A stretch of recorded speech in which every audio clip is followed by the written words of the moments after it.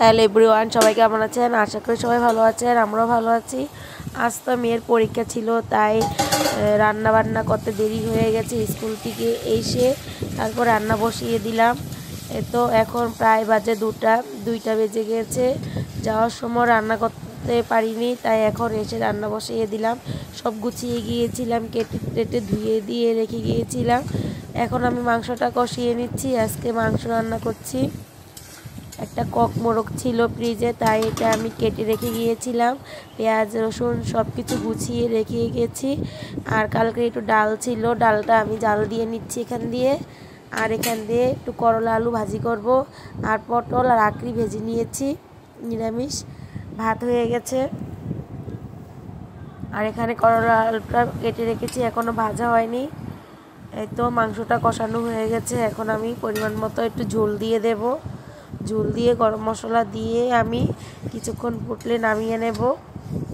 এখান দিয়ে তো মেয়ে অনেক খিদে পেয়েছে, যেহেতু স্কুলে লুডুস খেয়ে গিয়েছিল। একটু লুডুস রান্না করে দিয়েছিলাম সকালে। আর বেশি কিছু খাওয়া হয়নি, আমরা একটু চা আর বিস্কুট খেয়েছিলাম। এখন তো এসে বলল যে মা, আমার তো অনেক খিদে পেয়েছে। ওকে একটু তরমুজ কেটে দিয়েছি, ও বসে বসে তরমুজ খাচ্ছে। আমার তো রান্না হচ্ছে, এখান দিয়ে বাজারে ভাত যাবে। ওর বাবা আবার দোকানে ভাত খাবে, যেহেতু ম্যানেজার নাই দোকানে, তাই।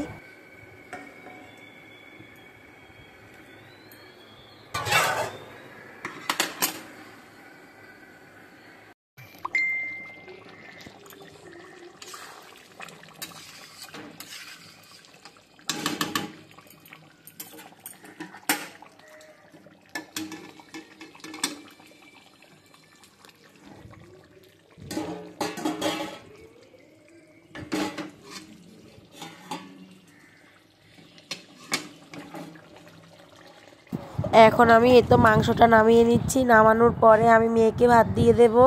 ভাতটা মেখে দেব, ও নিজে হাতেই খাবে। আর বাজারের ভাতটাও আমি দিয়ে দেব। রান্না বান্না করে খাওয়া দাওয়া করার পরেই চলে এসেছে বৃষ্টি। প্রচুর বৃষ্টি হয়েছে বন্ধুরা, আজকে আমাদের চাঁদপুরে প্রায় 2 ঘন্টা বৃষ্টি হয়েছে। এত গরমের পর যে বৃষ্টি এসে, তারপরও গরমটা কমেনি, অনেক গরমই রয়ে গেছে। এত প্রচুর বৃষ্টি হচ্ছে। ভালো লাগলে সবাই সাবস্ক্রাইব করবে, লাইক করবে, শেয়ার করবে, কমেন্ট করবে। সবাইকে ধন্যবাদ পাশে থাকার জন্য।